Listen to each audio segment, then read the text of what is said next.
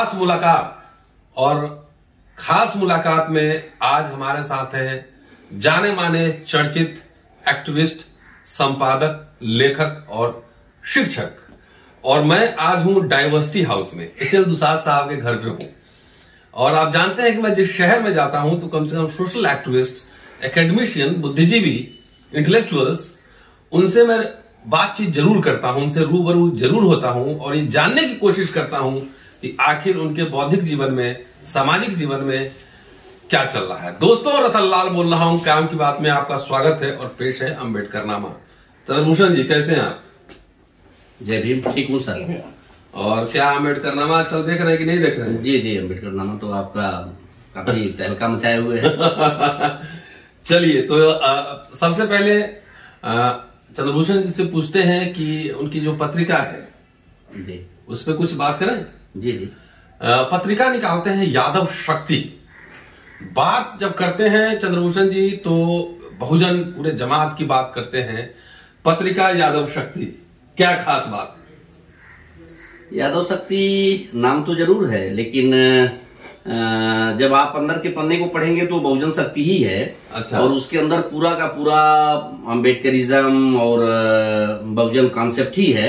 लेकिन उसके पीछे मकसद खास ये रहा कि बहुत सारी पत्रिकाएं बहुजन कॉन्सेप्ट पर देश में छप रही हैं, लेकिन जो यादव समाज है खासतौर से थोड़ा रूढ़िवादी समाज है और वह थोड़ा उन चीजों को लेकर के जो मनुवाद के खिलाफ है या जो धार्मिक विद्रोह ललई सिंह यादव से लेकर के और रामस्वरूप वर्मा जी तक जो किया गया, तो उसकी तरफ उसका रुझान कम है। इसलिए हमने अपनी पत्रिका का नाम यादव शक्ति रखा कि नाम उसका यादव शक्ति रहेगा तो खास तौर से यादव जमात के लोग उसको ये समझ करके कि हमारे बिरादरी की पत्रिका है उसको पढ़ेंगे और अंदर जब वो जाएंगे तो अंदर उनको मिलेगा कि वो तो पूरा का पूरा वो सामाजिक न्याय से मुतल्लिक बातें उसमें लिखी हुई है। अम्बेडकर साहब और रामस्वरूप वर्मा जी, पेरियार साहब, फुले साहब, उनकी विचारधारा से परिपूर्ण बातें उसके अंदर समाहित हैं। तो इसका बड़ा अच्छा इम्पैक्ट भी पड़ा है। अब आप देख सकते हैं कि रमाकांत यादव जी जो आजमगढ़ के सांसद हैं, वो अपने नाम के साथ उन्होंने शूद्र तक जोड़ लिया और उसमें बहुत बड़ा योगदान हमारी पत्रिका का है। उन्होंने हमारी पत्रिका को पढ़ना शुरू किया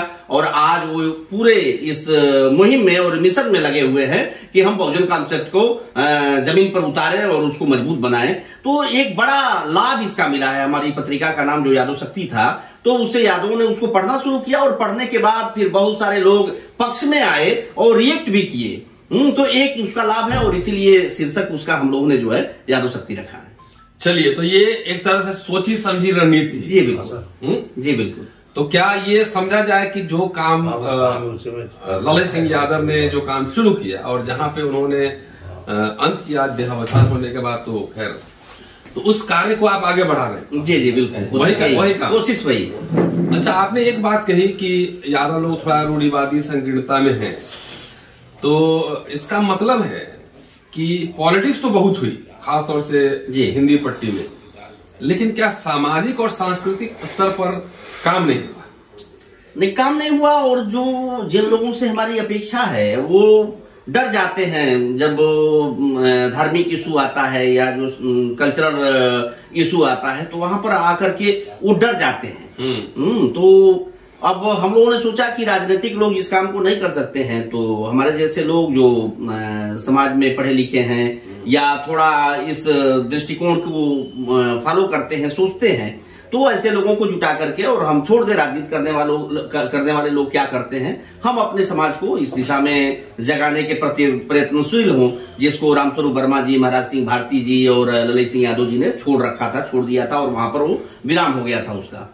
एक बात तो स्पष्ट है कि जिस समाज की सामाजिक चेतना जीवित होती है, उसकी संस्कृति जीवित होती है, राजनीति उसी की भी जिंदा रहती है। उदाहरण है तमिलनाडु में पेरियार के नेतृत्व में कल्चरल रिवॉल्यूशन हुआ, तो आज स्टालिन ताल ठोक के वहां पे अपनी राजनीति कर रहे हैं।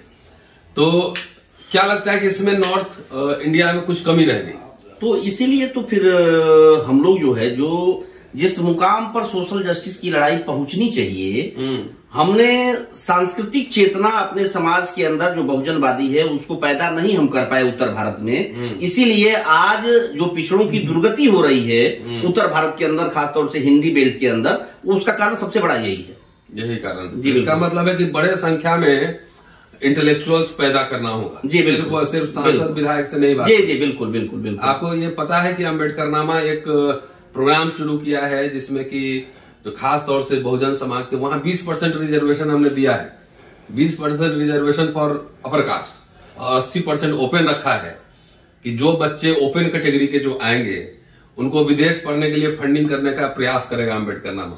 देखा आपने? जी जी बिल्कुल, इसके लिए साधुवाद आपको कि आप इस तरह का प्रयास शुरू किए हैं। नहीं, शुक्रिया। और ज्यादा से ज्यादा आप लोग का भी सहयोग चाहिए। जी बिल्कुल है कि योजना ये है कि कम से कम लाइफ टाइम में 10-20 बच्चों को कम से कम, बाबा साहब को अगर बड़ौदा महाराज नहीं भेजते तो बाबा साहब नहीं बनते। जी जी बिल्कुल। तो शायद ये काम हम लोगों ने कहीं ना कहीं छोड़ दिया है। जी, हायर स्टडीज, एकेडमिक्स, इसको छोड़ा है हम जी, जिसकी वजह से दुर्गति। जी, तो ज्यादा से ज्यादा संख्या में लोग बाहर पढ़ने जाएं, पढ़ के आए और समाज में काम करें, अच्छे लॉयर होंगे तभी वो जज बनेंगे। जी बिल्कुल। तो चलिए, खैर वो तो पत्रिका पे आपकी अभी एक नई किताब आई और कोरोना से पहले, ठीक, ये कवर मंडल कमीशन रिपोर्ट इन्होंने संपादन किया है और ये 2019 में छपी है, कोरोना से ठीक पहले। और ये सम्यक प्रकाशन दिल्ली से प्रकाशित हुई है, सम्यक प्रकाशन दिल्ली से। इसमें क्या संकलन किया है आपने चंद्रभूषण जी? एक तो इसमें जो 1990 के दौर में मंडल कमीशन को लेकर संघर्ष हुआ, जिन लोगों ने संघर्ष किया जी, और हम लोग भी, मैं यूथ पॉलिटिक्स में उस समय था, बीएससी का छात्र था, बीएससी एग्रीकल्चर का जी। तो हम लोगों ने अपने जिले से लेकर के और फिर लखनऊ, फिर दिल्ली, पटना, तमाम जो मंडल से जुड़े हुए आंदोलन हुए उसमें हम लोग शामिल रहे। फिर शरद यादव जी, चंद्रजीत यादव जी, और लालू प्रसाद यादव जी, बीपी सिंह जी, इन लोगों ने जो मूवमेंट चलाया पूरे देश भर में मंडल कमीशन को लेकर के, उन सारे कार्यक्रमों में हम भी एक नौजवान के तौर पे शामिल रहे। तो उन सारी चीजों को हमने लिखा और फिर मंडल कमीशन की पूरी रिपोर्ट को इसमें संकलित किया गया और कुछ महत्वपूर्ण लोगों के इंटरव्यू वगैरह भी रखे गए। तो आज मैं ऐसा समझता हूं कि जो लड़ाई है इस देश के अंदर, मनुवाद आज चरम पर है और मनुवाद से लड़ने का जो सबसे मुफीद हथियार है वो मंडल कमीशन है। और जब तक, चूंकि जो भारतीय जनता पार्टी है या जो संघ है, संघ की मुहिम है कि schedule caste, schedule tribe, other backward class और फॉरवर्ड सबको वो एक सिद्ध करना चाहते हैं कि सभी हिंदू हैं और सबको हिंदू बना करके और वोटों का पोलराइजेशन अपने पक्ष में कर रहे हैं और जिसकी बदौलत आज उत्तर प्रदेश से लेकर और देश की सरकार में वो काबिज है। जब तक हम हिंदू मतों के पोलराइजेशन को खंडित नहीं करेंगे तब तक इस देश में बहुजनों का राज नहीं बनेगा या दूसरी धारा का राज नहीं बनेगा। और उसका सबसे अचूक हथियार अगर कुछ है तो मंडल कमीशन की रिपोर्ट है। मंडल कमीशन पर जब हम चर्चा करेंगे, मंडल कमीशन की जो 40 सिफारिशें हैं, उन सिफारिशों में केवल 2 सिफारिशें मोटा मोटी अभी तक लागू हो पाई हैं। उसमें भी एक में वो क्रीमी लेयर जोड़ दिया, उसको भी आर्थिक आधार बना दिया। तो मंडल कमीशन की जो 40 सिफारिशें हैं, उन 40 सिफारिशों में केवल 2 सिफारिशें लागू हुई। वो भी बीपी सिंह और अर्जुन सिंह 2 लोगों ने लागू किया, बाकी 38 सिफारिशें बाकी हैं। और जब हम अपने समाज के अंदर, बहुजन समाज के अंदर, जो हिंदू जिसको हम कहते हैं, हिंदू में जो बैकवर्ड कास्ट है, क्लास है 60%, जब उसको हम समझाएंगे कि हम हिंदू अगर होते तो फिर हमारे आरक्षण का ये विरोध क्यों करते, हम अगर हिंदू होते तो हमको हजारों वर्ष से ये अशिक्षित क्यों रखते, हम अगर हिंदू होते तो हमको अपमानित दृष्टिकोण से ये क्यों ट्रीट करते। तो इन चीजों को जब हम मंडल कमीशन के बहाने अपने बैकवर्ड क्लास में 60% आबादी में ले जाएंगे तो जो उनका हिंदू पोलराइजेशन है वो भी खंडित होगा। और जब वो भी खंडित होगा तभी इस देश में तीसरी धारा की पार्टियां या बहुजन जमातें सत्ता में आएंगी। तो इसके लिए आज मनुवाद का, अगर, क्योंकि जो शेड्यूल कास्ट है वो शेड्यूल कास्ट तो बाबा साहब डॉक्टर भीमराव अंबेडकर की विचारधारा को मानता है, वो जानता है। और हम देख भी चुके हैं 2 अप्रैल का और फिर दूसरा 13 पॉइंट रोस्टर वाला, SC/ST एक्ट वाला। अकेले इस देश के शेड्यूल कास्ट के इंटेलेक्चुअल और आप जैसे लोगों ने एक बड़ा आंदोलन खड़ा किया और भारत की सरकार को, चाहे वो SC/ST एक्ट हो या 13 पॉइंट रोस्टर हो, इन दोनों मुद्दों पर इस देश के शेड्यूल कास्ट और शेड्यूल ट्राइब बुद्धिजीवियों, लेखकों, एक्टिविस्टों, छात्रों और ऐसे सजग लोगों की बदौलत भारत की सरकार को झुकना पड़ा। तो वो तो समझ रहा है कि हमारी लाइन क्या है। इस देश का जो बैकवर्ड है, जो बीच की जातियां हैं, फॉरवर्ड और शेड्यूल कास्ट के बीच की, उनको इस बात का भान नहीं है, इस बात का आभास नहीं है, इस बात को वो सोचते नहीं है कि हम हिंदू नहीं हैं और अगर हिंदू होते तो हमारे साथ हजारों वर्ष से शोषण क्यों हुआ। तो उनको बताने के लिए और उनको हिंदुत्व की धारा से निकालने के लिए मंडल कमीशन से ज्यादा अचूक कोई शस्त्र नहीं हो सकता है। इसलिए मंडल कमीशन को हमने संपादित किया और अब तो मैं श्रद्धांजलि अर्पित करूंगा शांति स्वरूप बौद्ध जी को कि उन्होंने इसको छापा और मुझको कैटलाइज किया। कई बार, हमको लगता है दर्जन बार से ज्यादा उन्होंने हमको टेलीफोन किया कि आप जल्दी एडिट करिए, जल्दी एडिट करिए, और उन्होंने फिर उसको छापा। तब तक कोरोना में उनकी मौत हो गई। मैं एक नेक काम उन्होंने पिछड़ी जातियों को जगाने के लिए, उनको समझाने के लिए मंडल कमीशन की रिपोर्ट को अपने प्रकाशन से छापा। मैं उनको श्रद्धांजलि अर्पित करता हूं। और ये मंडल कमीशन ही ऐसा है। और देखिए, आज जो हिंदुत्व की लहर या राम लहर की जो बात चल रही है, 1990 से ज्यादा आज की तारीख में कहीं हिंदुत्व की लहर और राम लहर नहीं है। लेकिन उस समय मंडल कमीशन ने हिंदुत्व की लहर को और राम लहर को रोकने का काम किया था। आज हमने मंडल को छोड़ दिया है, हमने बैकवर्ड की बात करनी छोड़ दिया है, बैकवर्ड इश्यूज पर हमने बात करना छोड़ दिया है। इसलिए आज बैकवर्ड हिंदू हो गया है। तो जो 1990, 91, 92 का दौर था, चौराहे चौराहे लोग जय श्री राम बोलते थे, चौराहे चौराहे मारपीट होती थी राम को लेकर के, मंदिर को लेकर के। लेकिन आज वो परिस्थितियां नहीं है। लेकिन जो हमारा समाज है वो इसलिए कि हमने उनके वर्गीय हित में बात करना हमने छोड़ दिया, हमने मंडल पर बात करना छोड़ दिया, आरक्षण पर बात करना छोड़ दिया, या मंडल कमीशन के जरिए जो बाकी 38 सिफारिशें हैं उनको हम कैसे क्रियान्वित करेंगे। प्राइवेट सेक्टर में आज सारी चीजें प्राइवेट में जा रही हैं। अभी मंडल साहब की एक सिफारिश है कि प्राइवेट सेक्टर में भी आरक्षण दिया जाए।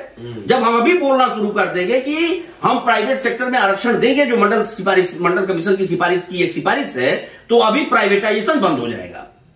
जो उद्योगपति, जो पूंजीपति खरीद रहे हैं और भारत सरकार बेच रही है, जिस दिन ये बात आ गई कि प्राइवेट सेक्टर में भी आरक्षण लागू किया जाए और ये संवैधानिक है और मंडल कमीशन की रिपोर्ट में है, उस दिन वो ये सोच लेंगे कि प्राइवेट सेक्टर में भी जाने पर हमको आरक्षण फॉलो करना पड़ेगा, आरक्षण देना पड़ेगा, तो प्राइवेटाइजेशन पर भी विराम लग जाएगा। ये जो है ये किसी के एजेंडा पे है, किसी पॉलिटिकल पार्टी के कोई नहीं रखा है। यही तो दिक्कत है। इसीलिए तो वो रोना रो रहे हैं हिंदुत्व का और संघवाद का, और जिस चीज पर बात करना है, जिस चीज से हमको लाभ होना है, जिस चीज से बैकवर्ड कम्युनिटी, हिंदू समाज की बैकवर्ड कम्युनिटी हमारे पक्ष में आ सकती है, उस पर हम चर्चा नहीं करते हैं, उसको हम अपने एजेंडे में नहीं रखते हैं। एक सवाल और, आपने कहा कि मंडल ही कमंडल का काट होगा। जी बिल्कुल।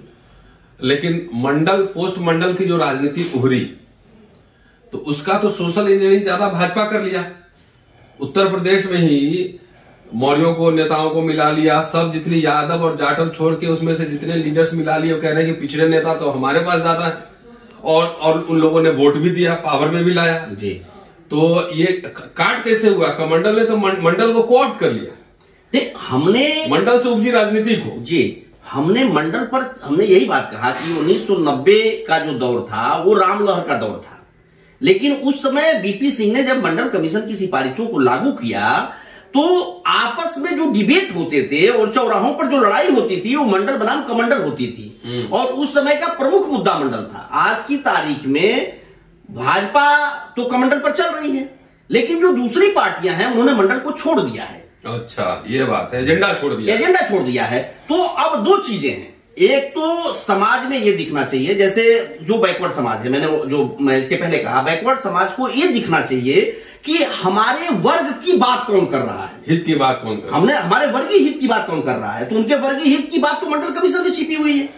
मंडल कमीशन हमने छोड़ दिया, मंडल कमीशन पर बात करना छोड़ दिया। तो जब उनको अपना वर्गीय हित किसी द्वारा कहा हुआ नहीं दिखा, तो उन्होंने अपने जातीय हित को, जातिगत हित को तवज्जो दिया और अपने जाति के नेताओं के साथ वो खड़े हो गए।